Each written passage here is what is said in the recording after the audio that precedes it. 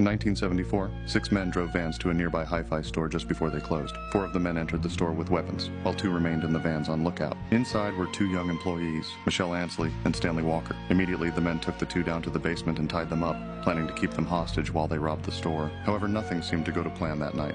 Shortly after their arrival, a teenage boy named Courtney Nasbitt stopped by, but the lookouts alerted the robbers, who quickly took him hostage as well. Later that night, Orrin Walker, the father of the 20-year-old employee Stanley Walker, realized that his son was still at work, even though he was supposed to return hours ago. Since he was close by, he figured he'd stop by to ensure that everything was okay. Courtney's mother, Carol, had similar concerns and arrived at the store shortly after. Once again, they were both taken down to the basement and kept as hostages. Due to the high number of hostages, one of the robbers decided it would be best to dispose of them before any further issues arose. He exited the store and grabbed a brown paper bag from his van before returning to the basement. Inside was a bottle of Drano, a drain cleaner made from highly corrosive chemicals. He filled a cup and passed it to the hostages, forcing them to drink it. In an effort to get them to cooperate, he told them that it was simply vodka mixed with sleeping medications. However, once the hostages' mouths started to burn and blister, they realized that this was a lie. The robbers then tried to tape their mouths shut with the Drano inside, but due to its highly corrosive nature, the adhesive didn't work. They realized that this was becoming too much of a hassle and decided to use their weapons to end the lives of the hostages. But after a few minutes, they realized that one of the hostages, Orrin Walker, was still alive. Growing more and more frustrated after trying multiple methods of ending his life,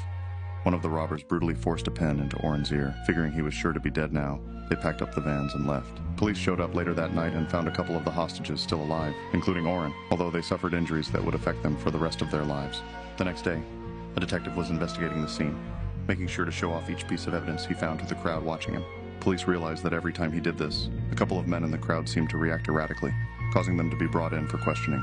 These men were Dale Selby-Peer and William Andrews, who were both currently enlisted U.S. airmen. After questioning some of the men at their base, they also took in a man named Keith Roberts, but the other 3 robbers were never convicted.